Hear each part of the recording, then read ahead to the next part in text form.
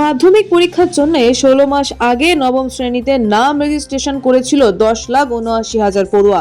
Supreme কোর্টে একটি মামলায় মধ্যশিক্ষা পর্ষদ হলফনামায় জানিয়েছিল এই তথ্য।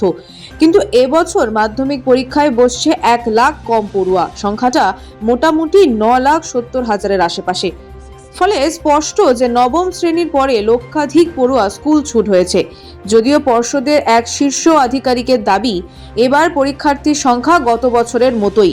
প্রসঙ্গত 2025-এ মাধ্যমিক পরীক্ষায় বসেছিল 9,69,425 জন। প্রাথমিক শিক্ষা পর্ষদের হিসেব বলছে যে প্রথম থেকে পঞ্চম শ্রেণী পর্যন্ত 62 লাখ ছাত্রছাত্রী রয়েছে রাজ্যে, অর্থাৎ প্রতি ক্লাসে গড়ে 12 লাখেরও বেশি পড়ুয়া। কিন্তু অষ্টম শ্রেণী পাশ করে নবম শ্রেণীতে ভর্তি হচ্ছে 1.5 লাখ কম ছাত্রছাত্রী।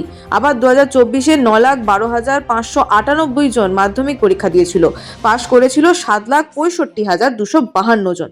কিন্তু সেমিস্টার পদ্ধতিতে গত সেপ্টেম্বরে উচ্চ মাধ্যমিকের তৃতীয় সেমিস্টার পরীক্ষায় বসেছিল 6,45,832 জন। অর্থাৎ মাধ্যমিকের তুলনায় উচ্চ মাধ্যমিকেও 1,20,000 কম পরীক্ষার্থী।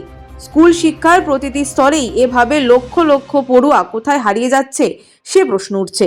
শিক্ষা মহলের অনেকেরই মত যে প্রাথমিক ও উচ্চ প্রাথমিকে মিড ডে মিলের কারণে বড় সংখ্যক অনিচ্ছুক পড়ুয়া দুপুরে নিয়মিত খাবারের টানে স্কুলে আসে।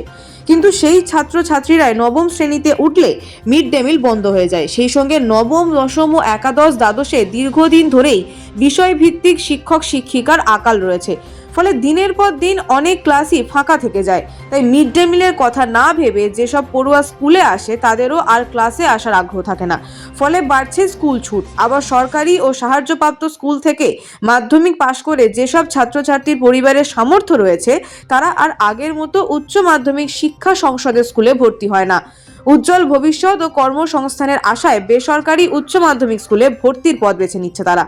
যদিও মধ্যশিক্ষা পর্ষদের এক শীর্ষ আধিকারিক স্কুল ছুটের কথা উড়িয়ে দিয়েছেন। তিনি বলেন, পর্ষদের গত 10 বছর হিসেব দেখলে বোঝা যাবে যে নবমে যত সংখ্যক ছাত্রছাত্রী রেজিস্ট্রেশন করে তাদের সবাই মাধ্যমিক পরীক্ষায় বসে না। এটাই স্বাভাবিক।